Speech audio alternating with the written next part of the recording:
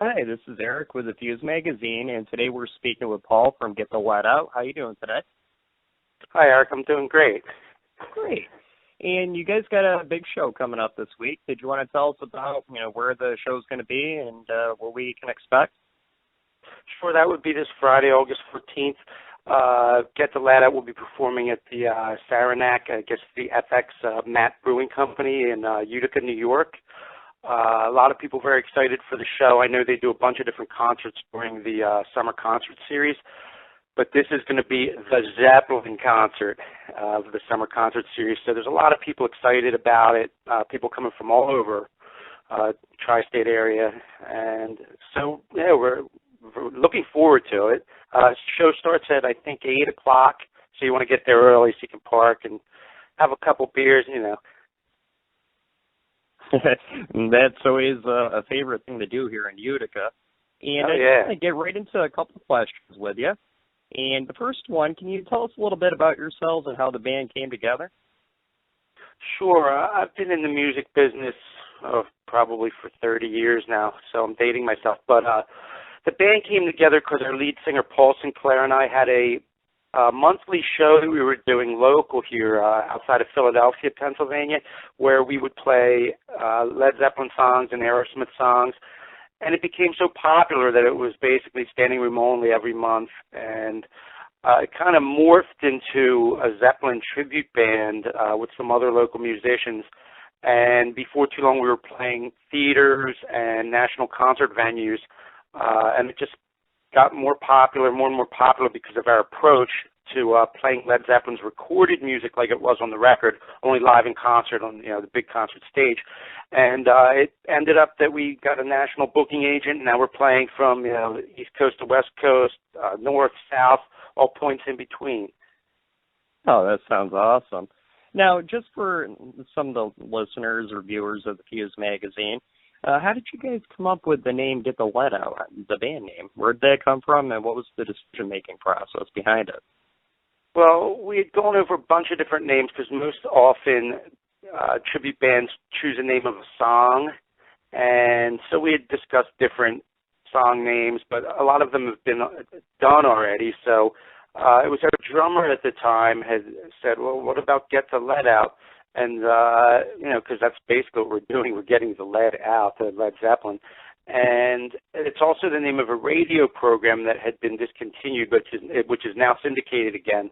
But it was a radio program by that name where they played specific cuts off of the records every day at like an 8 o'clock or 7 o'clock hour. And so we were like, well, we are kind of the live version of that, the Get the Let Out. So it just kind of stuck. We tried it and people liked it. And then through time, people started also to refer to us as the American Led Zeppelin, which was kind of like a byline or a side because of our approach, where we're not doing 20-minute blues jam versions of these songs. Not that there's anything wrong with that, but with the listeners that appreciate what we do, they really like the fact that we perform these songs like they remember them, so they can sing along and play air guitar and play air drums and just totally soak it in a big. It's like strapping on a pair of 100,000-watt headphones, and listening to your favorite Zeppelin records live. Oh, absolutely. Kind of lose yourself in the nostalgia of what the phenom of Led Zeppelin used to be. And so now, leading to another question, have you guys ever performed with any members of Led Zeppelin? I haven't actually performed with them, although they're definitely aware of us. I know Robert Plant was talking to one of our concert promoters when we were in New Hampshire, and because he was playing the same venue we were, and he was asking who was there, and he said, oh, Get the Let Out is a great band, which is what the promoter told me that he said. So they keep tabs on. Of course, Jimmy Page is familiar with us, too. I had done a project through Martin Guitars where we built him a custom Martin to auction for their charity at the time, for ABC Trust. So they're very, very aware of us. And I actually got to see Led Zeppelin at their 2007 Celebration Day reunion concert in England. And I was there in the same room with John Paul Jones and a bunch of other famous rock stars like Brian May and all. But I didn't want to bother him because everybody else was. And since I've been in the business so long, I was just, oh, okay, well, we're all there and we're all hanging out. So, but they're aware of it. And I think Jimmy thinks it's very exciting that there's still tribute bands to Led Zeppelin. In fact, he said as much to one of our fans. And I know he's been out to see other Zeppelin tribute bands, so it's really a good thing. We're just keeping the music alive for new generations. Well, if Jimmy does eventually listen to this, which is a possibility, you never know. These guys really want you at one of their shows, so try to put it on your to-do list if you can. Exactly. Now, speaking about, you were saying that you like to play songs that the fans can really interact with. What's your thought process in choosing the songs you guys do play, and is it something you really want to cater what the fans want, or is it because of the songs that you guys choose that you absolutely love, or there may be just something special about the lyrics or the instrumentals? It's really all about the fans. We take requests online like the week before the show. We try to put in as many popular Led Zeppelin songs to please the casual Zeppelin fans. So you'll have Rock and Roll or Misty Mountain Hop, Immigrant Song, but then we'll also put in some deeper cuts like In the Light or No Quarter or The Rover, and then we'll put in the songs that have to be performed at every show according to us, like Stairway to Heaven and A Whole Lot of Love. But being that there's 86 plus songs in the Zeppelin catalog, we change it up from every show, but using that same formula where we'll do the songs that cater to everybody, the songs that appeal to the die-hard Led Zeppelin fans, and then just the songs that everybody knows and loves. So it's worked, and we're not going to change the formula now. We're not going to say, well, we want to do Poor Tom because we want to do it, and then at the end of the song you have like 3 people clapping. That's not what we're about. We're really about pleasing the audience because that's why we're there to do it. Although everybody in the band loves Zeppelin, we're all the biggest fans, so we're happy either way. Like, we're always thrilled to do this. So. Oh, that's awesome. Now, is there anything that the fans can expect? Any special stage lighting, costumes, anything like that? Well, we're not just guys off the street playing Zeppelin. Like, we're not like the garage mechanic by day that then goes out on the weekend and performs Zeppelin in a club. It's a bona fide live concert act. We have our own lighting designer, Beth Rarick, who's an amazing LD. So we have cues throughout the course of the whole show. The show's choreographed to a degree where certain things happen at certain times. We'll bring in extra members like our manager, Dustin Rarick. He'll come out and play the timpani on Babe, I'm Gonna Leave You. And like when you see us, we're basically like 70s rock guys anyway. That's what we grew up with, even though we grew up a decade later in the 80s. When you see us, it's like, oh, these guys are musicians and they belong on the stage. So we look and perform as if we've been doing it our whole lives because we have. So there's no weirdness, and also the fact we don't dress up like the members of Led Zeppelin, so you don't get well, that guy looks like maybe a little bit overweight and his costume isn't quite the same. So you're over that immediately. You're just watching professional rock musicians perform the music of Led Zeppelin live at concert. Oh, that's great. Now, you guys do play in many, many venues. What's one of the largest events, festivals, or venues that you've played? And maybe also a two-part question. What's probably one of the craziest moments that possibly happened at one of them? Well, probably the biggest crowds we've played in front of have been some of these outdoor festivals. Like we did River Bend Fest in Chattanooga, Tennessee, and there was maybe 15,000 people in front of the stage. But in the actual park we were in, there was maybe 125,000, and we were broadcast over the jumbotrons all around the park while we played. We've done 12 to 15,000 capacity festivals. One of the best shows we've done to date, which we're doing again in September, is Red Rocks right outside Denver, Colorado, which is the #1 outdoor venue in the United States. In fact, they voted it that so many times that they actually now give away the Red Rocks Award for other venues that people vote for. But that's, some of the level of the shows we play. And so I guess the oddest thing, that's kind of a interesting question because you don't really have too many odd things happen because we run a real tight ship and everything works according to plan. Like we have itinerary and schedules, and it's very businesslike.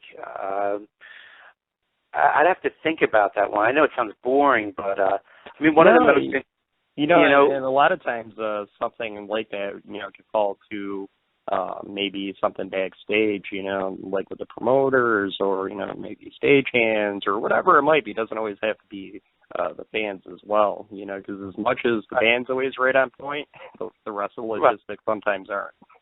Well, bands can get out of control. We play Hampton Beach Casino Ballroom in New Hampshire, which is an amazing show. In fact, we're doing that Saturday, and Zeppelin actually played there themselves in like 68 or 69, and the tickets were like $4. But we've actually had kids body surf at that show. We were like, wow, you can actually body surf to Zeppelin. We've had bras thrown up on stage to the show at us during shows. In fact, that just happened Saturday night when we performed at Mountain Park in Holyoke, Massachusetts. So that's kind of odd, because it doesn't happen all the time. But we've got some really rabid fans that travel all over the country to see us. In fact, there's one guy that has traveled to 155 shows to see us. And we have other fans like that, not to that extent, but people count the amount of shows that they come to see, and they're proud to say, I've been to 20 Get the Let Out shows. So that's cool. It's like I said, it might seem boring, but it's really all about the show. Like when we do it, it's really what it's all about. And I find the number 155 actually amazing.